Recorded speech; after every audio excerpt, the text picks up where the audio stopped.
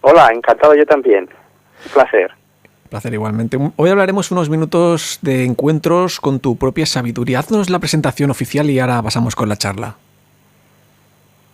¿Perdón? Sí, haznos la presentación oficial y ahora sí. comenzamos con la charla. La presentación, claro, que esto de presentación oficial. Bueno, es un libro, a ver, tiene varias puertas de entrada, ¿no? Así podríamos decir, por ejemplo, que hay 3 tipos de sabiduría. La sabiduría fruto de la experiencia, que todo el mundo entiende, ¿no? Que depende de los años que has vivido y de lo intensa que ha sido tu vida. Luego hay una sabiduría que es la que aceptamos de autoridades, que viene en los libros en general, ¿no? O de personas que nos aconsejan, personas en las que creemos. Sería una sabiduría, podríamos llamar, enlatada, ¿no? Y hay una tercera sabiduría, que es tu propia sabiduría, que es de la que habla el libro, ¿no? Es decir, una sabiduría que no es fruto de tu experiencia y no es fruto de lo que has oído a otras personas. Es fruto del misterio que es el ser humano, que sabes, a veces tienes intuiciones y sabes cosas sin tener datos sobre aquella cosa, ¿no? Sí. Pues esta sabiduría interior es mucho más que una intuición. Es creer en tu propia sabiduría, en tu propio saber, en tu propio misterio de lo que eres, ¿no? Y no es solamente una intuición que va y viene, sino como un manantial del cual disponemos siempre, ¿no? Ajá. En la cubierta del libro se nos plantea la pregunta de que qué hace diferente a este libro de crecimiento personal de otros, ¿no? Tú sabes responderla, supongo, ¿no? Sí, bueno, hay varias cosas. Sí. Primero, que en general no hablan de propia sabiduría. Los libros en general yo no he conocido que hablen de propia sabiduría, ¿no? Ajá. Y luego también podemos decir que primero es un libro de crecimiento personal y social. Normalmente se habla sobre el crecimiento personal y para mí es inseparable, ¿no? Sí. Así hay un capítulo dedicado a la democracia que es ambivalente, es decir, aprender a tratarte democráticamente a ti mismo para poder ser democrático con los demás, ¿no? Luego otro factor diferente es que no sigue las autoridades del crecimiento personal usuales, ¿no?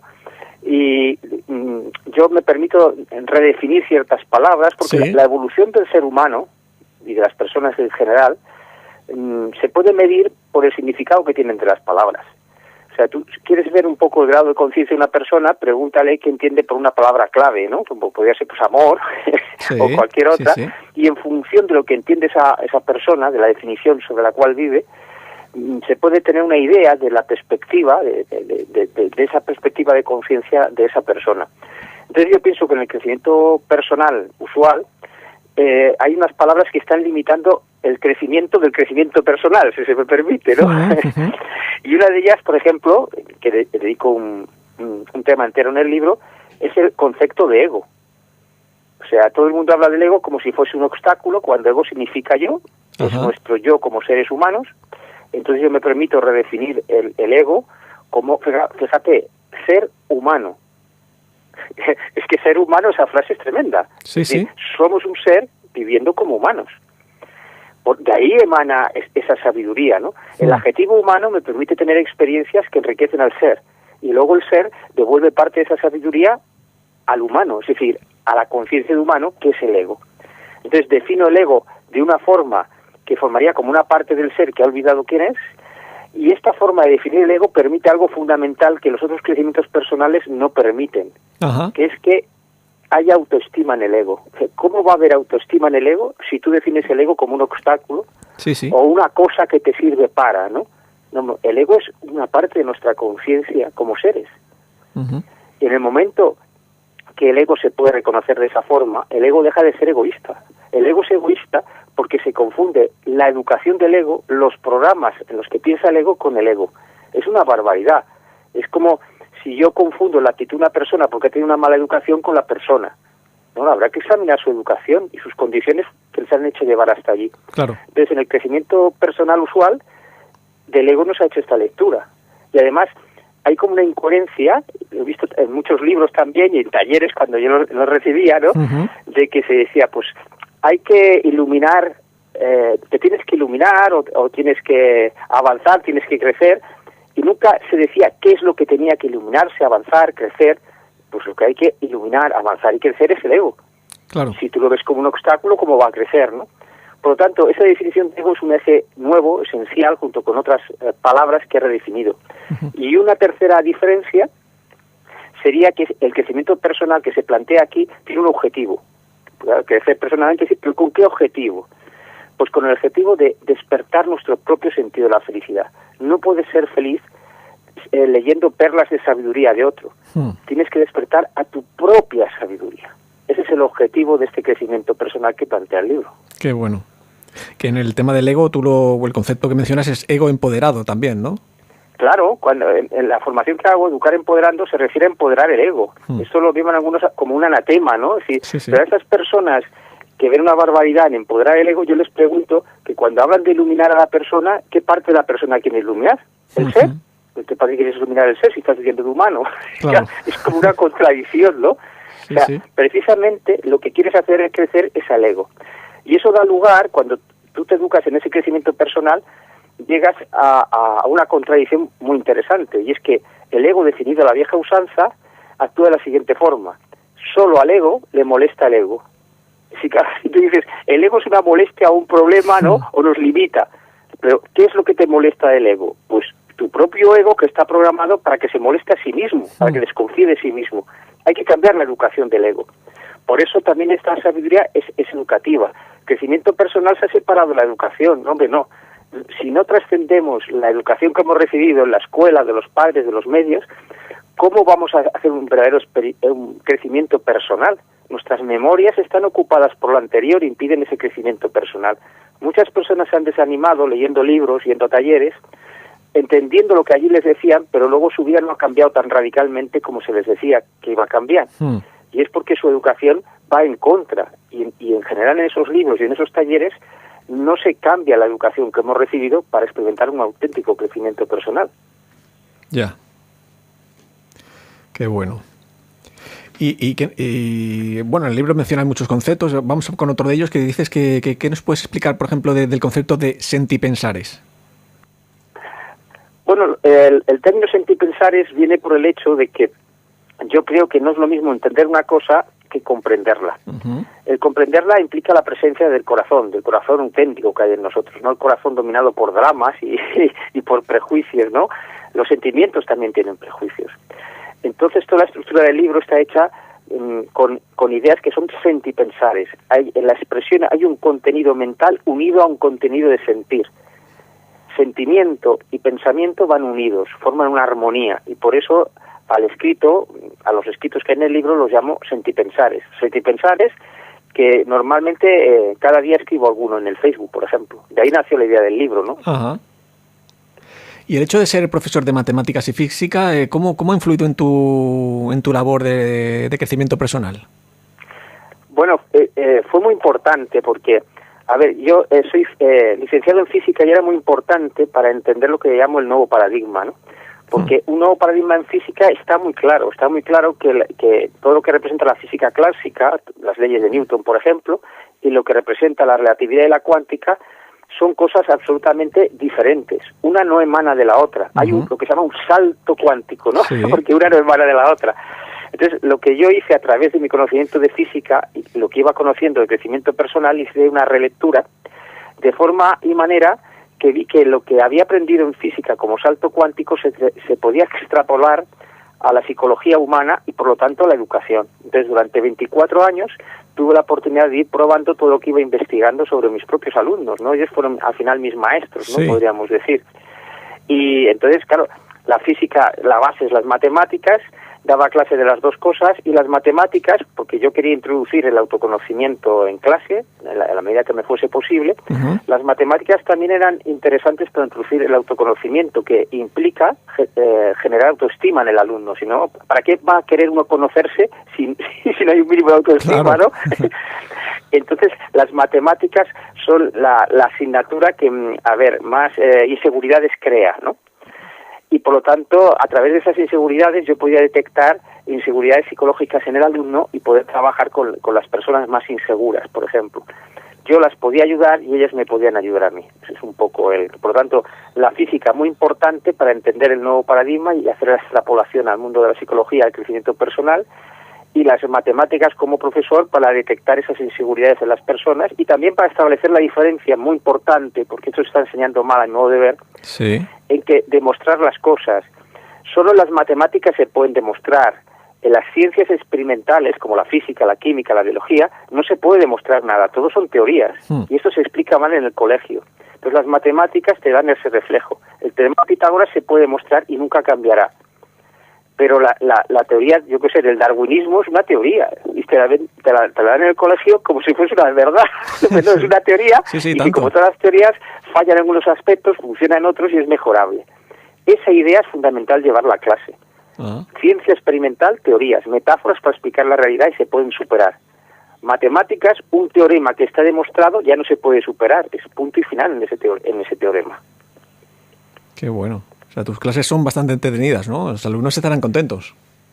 Bueno, yo lo dejé hace 11 años, me pasé 24 enseñando, bueno, sí. Y entonces con todo lo que había aprendido, escribí un libro anterior a este, que es 23 maestros de corazón.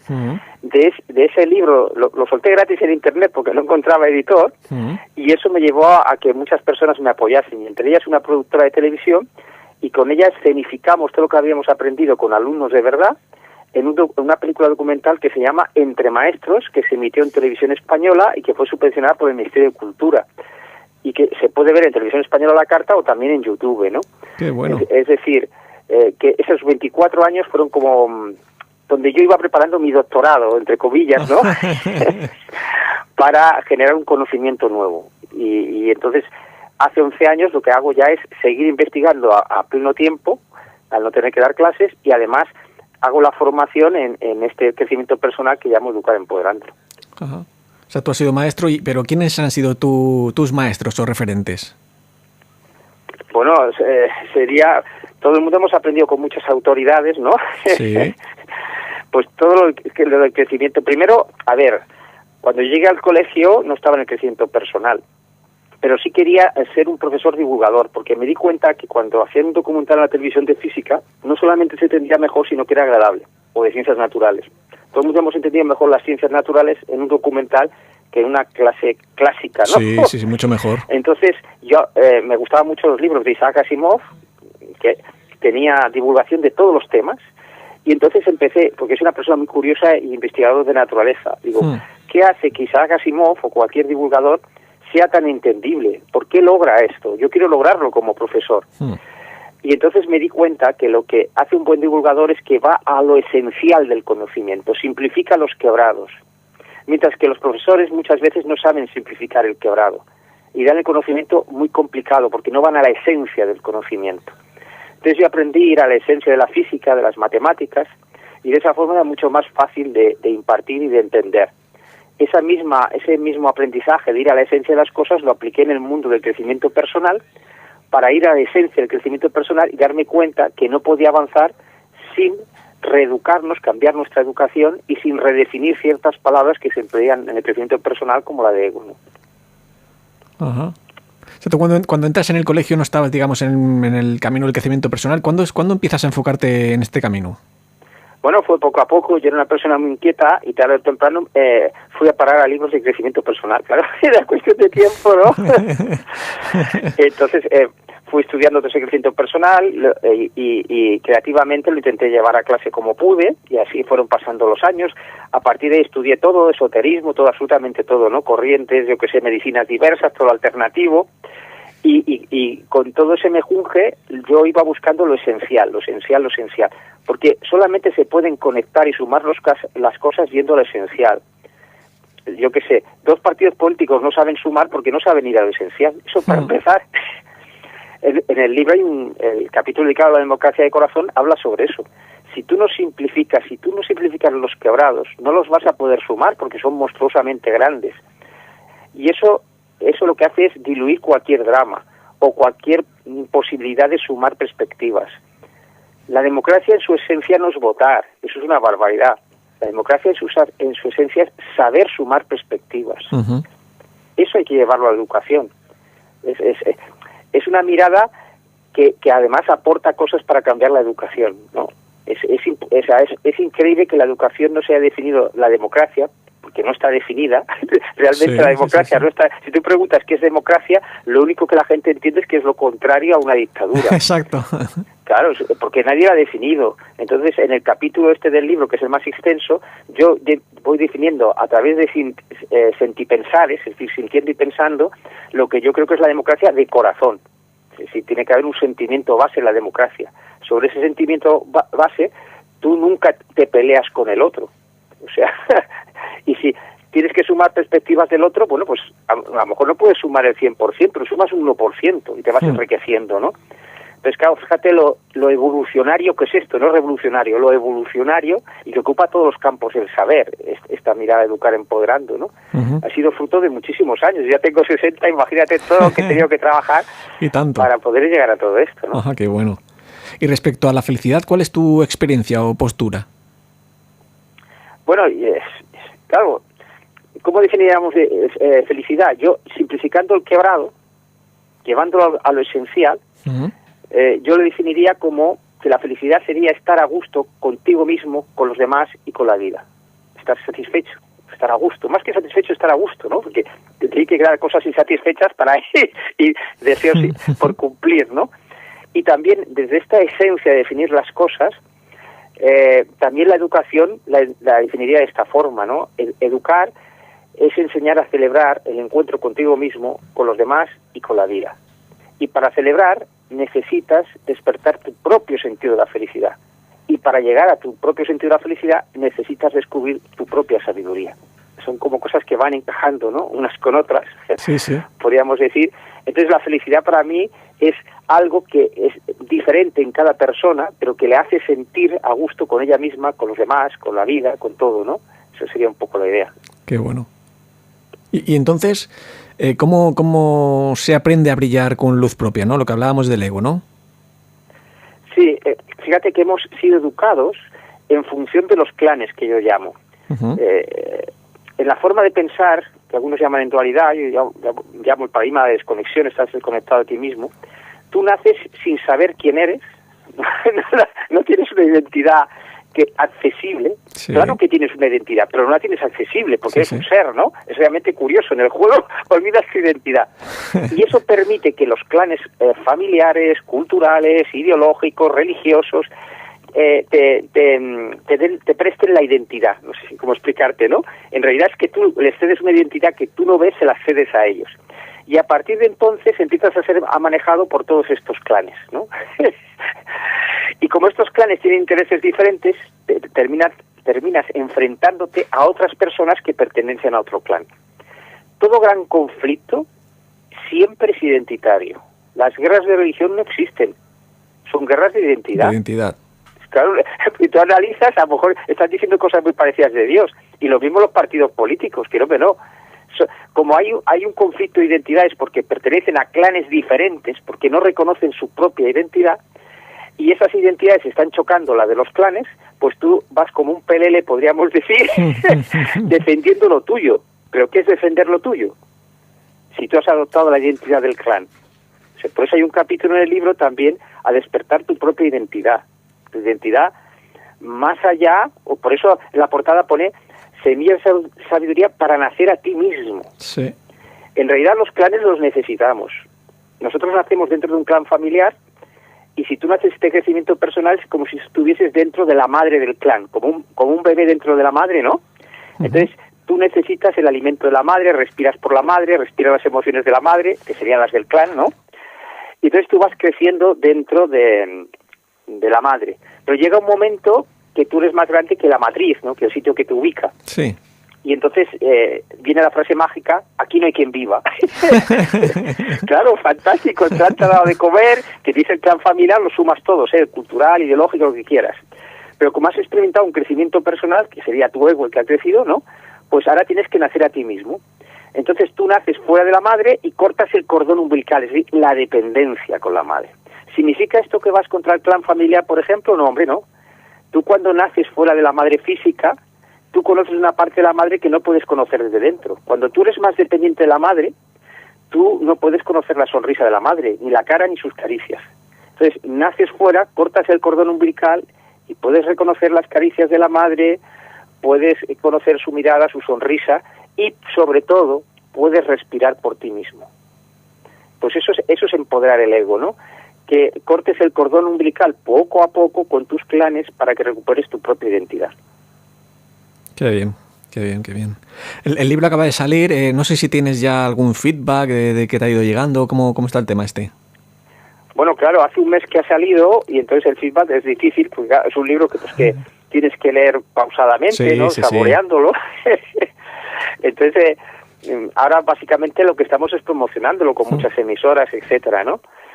Hombre, claro, porque el feedback, digamos, de las personas que me siguen, supongo que no es mi objetivo, que son las que han empezado a leerlo, ¿no? Entonces, también depende de, fíjate, hemos hablado de la evolución de la persona, que las personas normalmente estamos dentro del vientre materno de los clanes. Este libro es sobre todo indicado para las personas que ya están sintiendo aquí no hay quien viva, ¿no? Y quieran nacer a sí mismas. O sea, ese grado de rebeldía para nacer a ti mismo, no un grado de rebeldía para enfrentarte a otro clan, no, un grado de rebeldía para revelar con V tu propia luz, ¿no? Es a las personas a las que yo creo que este libro va especialmente dirigido, aunque encontrarás cosas bellas, estés en la etapa que estés, ¿no? Porque hay un capítulo dedicado a descubrir tu propia belleza interior. Porque mira, mucha gente quiere imponerse el amor, imponer amar a alguien, amarse a sí mismo, ¿no? De que tengo que amarme a mí mismo, ¿no?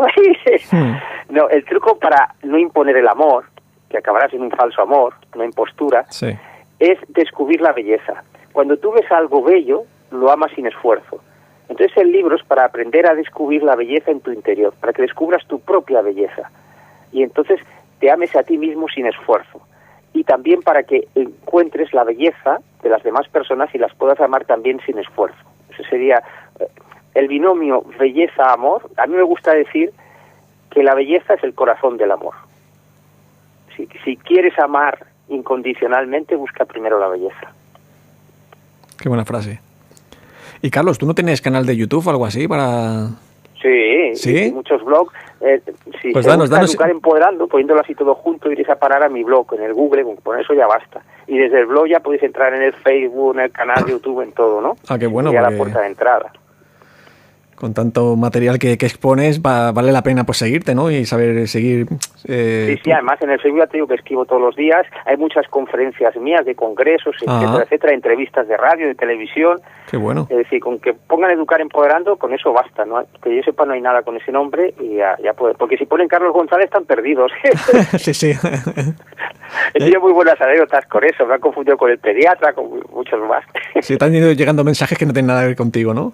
Sí, incluso una vez me llamaron para ir a un congreso en Chile de educación y estábamos ya avanzando y en un momento dado me dijo, oye, el que me llamaba, a mi mujer le encanta tu libro, era un libro que no era mío, ¿no?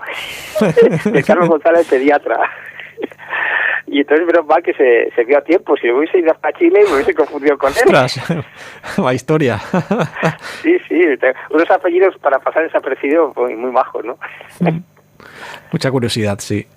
Y como cierre de esta charla, ¿qué último mensaje te gustaría regalar a los oyentes? Bueno, pues que muy simple, que busquen su belleza. Hay una película, Belleza Oculta, de Hollywood, no sé, de Hollywood, que la vean, la belleza oculta, porque es un matrimonio que ha perdido a un hijo y sin embargo ven la belleza escondida, oculta. Para crecer de la forma que dice el libro, hay que aprender a buscar la belleza oculta en ti, en los demás y en la vida. Esa es mi recomendación. Piensen que la belleza, en el juego de la dualidad, en el que hemos sido educados, está siempre jugando al escondite entre el bien y el mal. La belleza, que es el corazón del amor, está jugando al escondite entre el bien y el mal. Por eso cuando, en vez de coger un fotograma de alguien que ha hecho algo mal, coges la película completa, verás cómo hay mucha belleza en torno al mal que ha hecho esa persona, hay mucha belleza. Porque hay personas que han tenido compasión, personas que han ayudado a otro, ¿no? No cojamos solamente el fotograma del que hace el papel de malo.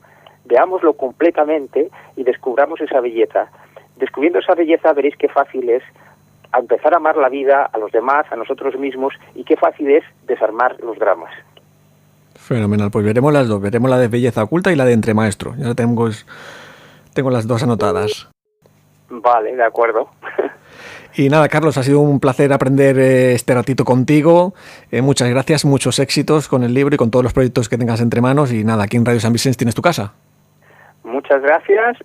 Yo también estuve con el colegio participando en Radio Castelldefels, una emisora municipal. Cerquita de aquí. Sí.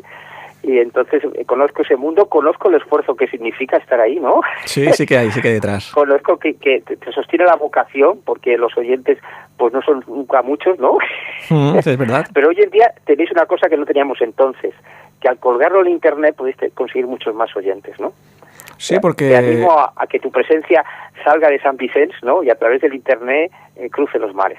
Sí, sí. No, yo de hecho cuelgo los enlaces en iVoox y tal, y hay, bueno, de todos los sitios, de Asia, América, es increíble, las emisiones. Que ahora las emisoras municipales tenéis un potencial que antes no existía. Me parece algo maravilloso, vamos. Pues genial, Carlos, lo que comentamos, muchas gracias, muchos éxitos, y aquí tienes tu casa para lo que quieras, para presentar más libros si cabe. Bueno, muy amable, muchas gracias y te deseo también grandes éxitos y felices encuentros con la vida. Del ganador del